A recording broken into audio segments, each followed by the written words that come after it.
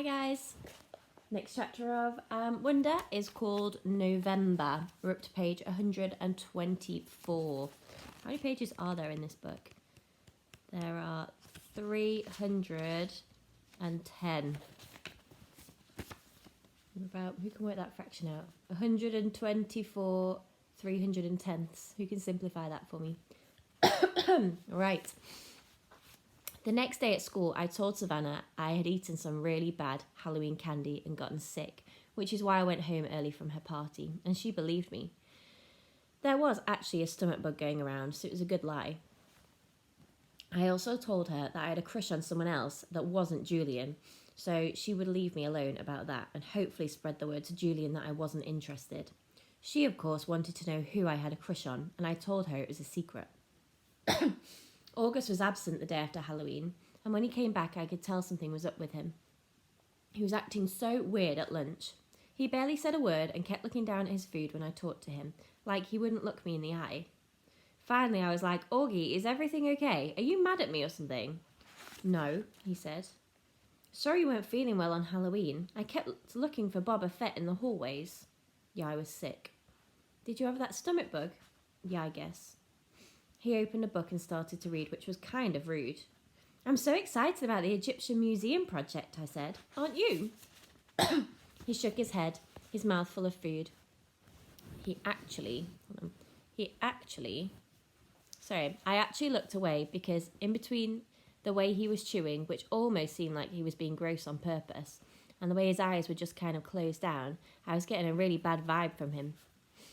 What project did you get? I asked. He shrugged, pulled out a little scrap of paper from his jeans pocket and flicked it across the table at me. Everyone in the grade got assigned an Egyptian artefact to work on for the Egyptian Museum Day, which was in December. The teachers wrote all the assignments down on tiny scraps of paper, which they put into a fishbowl, and then all the kids in the grade took it in turns, picking out the papers from the fishbowl in assembly. So I unfolded Augie's little slip of paper. Oh, cool, I said, maybe a little overexcited because I was trying to get him psyched up. You've got the step pyramid of Saqqara. I know, he said. I got Anubis, the god of the afterlife. The one with the dog head? It's actually a jackal head, I corrected him. Hey, you want to start working on our projects together after school? You could come over to my house. He put his sandwich down and leaned back in his chair. I can't even describe the look he was giving me. You know, Summer, he said, you don't have to do this. What are you talking about? You don't have to be friends with me. I know Mr. Tushman talked to you. I have no idea what you're talking about. You don't have to pretend, is all I'm saying. I know Mr. Tushman talked to some kids before school started and told them they had to be friends with me. He didn't talk to me, August. Yeah, he did. No, he didn't. Yeah, he did. No, he didn't. I swear on my life. I put my hands up in the air so he could see I wasn't crossing my fingers. He immediately looked down at my feet. So I shook off my Uggs so he could see that my toes weren't crossed either. You're wearing tights, he said accusingly. You can see my toes are flat, I yelled. Okay, you don't have to scream. I don't like being accused of things, okay? Okay, I'm sorry. Yeah, you should be. He really didn't talk to you? Augie? Okay, I'm really sorry. I would have stayed mad at him for longer, but then he told me about something bad that had happened to him on Halloween, and I couldn't stay mad at him anymore. Basically, he heard Jack bad-mouthing him and saying really horrible things behind his back. Kind of explained his attitude, and now I knew why he'd been out sick. Promise you won't tell anyone, he said. I won't, I nodded. Promise you won't ever be mean like that to me again. Promise, he said, and we pinky swore. Where am I up to? I need to... My timer is right at the top, but I can't see it because it's against the white walls. I have to move it onto my head so I can see. Next chapter is called Warning, This Kid is Rated R. If something's rated R, it's for adults. I'd warned my mum about August's face. I had described what he looked like. I did this because I know she's not always so good at faking her feelings, and August was coming over for the first time today. I even sent her a text at work to remind her about it. But I could tell from the expression on her face when she came home after work that I hadn't prepared her enough. She was shocked when she came through the door and saw his face for the first time. "Hi, Mum. This is Augie. Can he stay for dinner?" I asked quickly. It took a second for my question to even register. "Hi, Augie," she said. Of course, sweetheart. If it's okay with Augie's mum." While Augie called his mum on his cell phone, I whispered to Mum, "Stop making that weird face." She had that look, like when she's watching the news and some horrific event has happened. She nodded quickly, like she hadn't realised she was making a face, and was really nice and normal to Augie afterwards. After a while, Augie and I got tired of working on our projects and went to hang out in the living room. Augie was looking at the pictures on the mantelpiece, and he saw a picture of me and Daddy. "Is that your dad?" he said. "Yeah." "I didn't know you were, what's the word? Biracial." "Right, that's the word." "Yeah." He looked at the picture again. "Are your parents divorced? I never see him at drop-off or anything." "Oh, no," I said. "He was a platoon sergeant. He died a few years ago." "Oh, whoa, I didn't know that." "Yeah," I nodded, handing him a picture of my dad in his uniform. "Wow, look at all those medals." "Yep, he was pretty awesome." "Wow, Summer, I'm so sorry." "It really sucks. I miss him a lot." "Yeah, wow," he nodded, handing me back the picture. "Have you ever known someone who died?" I asked.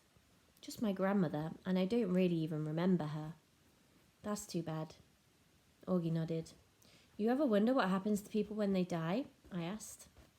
He shrugged. "Not really, I guess they just go to heaven. That's where my grands went." "I think about it a lot," I said. "I think when people die, their souls go to heaven, but just for a little while. Like, that's where they see their old friends and stuff, and they catch up on old times. But then I actually think that the souls start thinking about their lives on Earth, like if they were good or bad or whatever, and then they get born again as brand new babies in the world." "Why would they want to do that?" "Because then they get another chance to get it right," I answered. "Their souls get a chance to have a do-over." He thought about what I was saying and then nodded. "Kind of like when you get a makeup test," he said. "Yeah. But they don't come back looking the same," he said. They look completely different when they come back, right?" "Oh yeah," I answered. "Your soul stays the same, but everything else is different." "I like that," he said, nodding a lot. "I really like that, Summer. That means in my next life, I won't be stuck with a face like this." He pointed to his face when he said that and batted his eyes, which made me laugh. "I guess not," I shrugged. "Hey, I might even be handsome," he said, smiling. "That would be so awesome, wouldn't it? I could come back and be this good-looking dude and be super buff and super tall." I laughed again. He was such a good sport about himself. That's one of the things I like most about Augie. "Hey, Augie, can I ask you a question?" "Yeah," he said, like he knew exactly what I wanted to ask. I hesitated. I've been wanting to ask him this for a long time, but I've always lost the guts to ask. "What?" he said. You want to know what's wrong with my face?" "Yeah, I guess. If it's okay for me to ask." He shrugged. I was so relieved that he didn't seem mad or sad. "Yeah, it's no big deal," he said casually. "The main thing I have is this thing called mandibulofacial dysostosis, which took me forever to learn how to pronounce, by the way. But I also have this other syndrome thing that I can't even pronounce. And these things just kind of morph together into one big super thing, which is so rare that they don't even have a name for it. I don't want to brag or anything, but I'm actually considered something of a medical wonder, you know?" He smiled. "That was a joke," he said. "You can laugh." I smiled and shook my head. "You're funny, Augie," I said. "Yes, I am," he said proudly. "I am cool beans." Next chapter, the Egyptian tomb. Over the next month, August and I hung out a lot after school, either at his house or at my house. August's parents even invited Mum and me over for dinner a couple of times. I overheard them talking about fixing Mum up on a blind date with August's uncle Ben.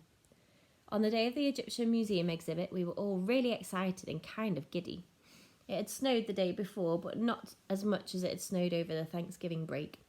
But still, snow is snow.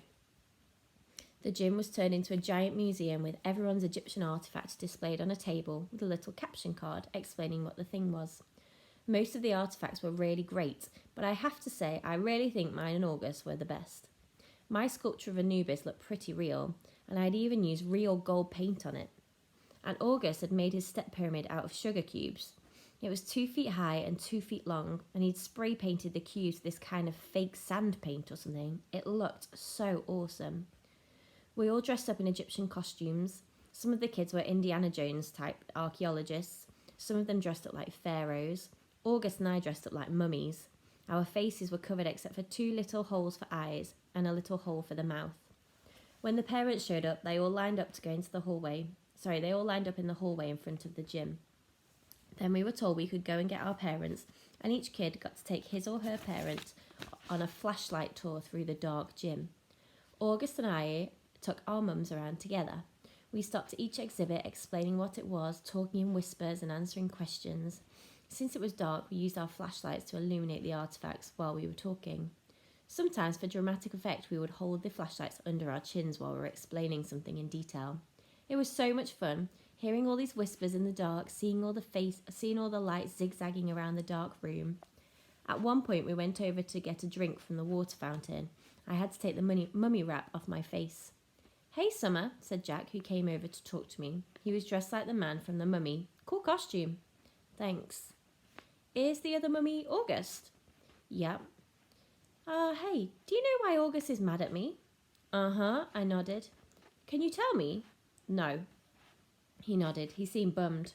I told him I wouldn't tell you, I explained. "It's so weird," he said. "I have no idea why he's mad at me all of a sudden. None. Can you at least give me a hint?" I looked over to where August was across the room, talking to our mums. I wasn't about to break my solid oath that I wouldn't tell anyone about what he'd overheard at Halloween, but I felt bad on Jack. "Bleeding scream," I whispered in his ear and then walked away. The end. See you tomorrow.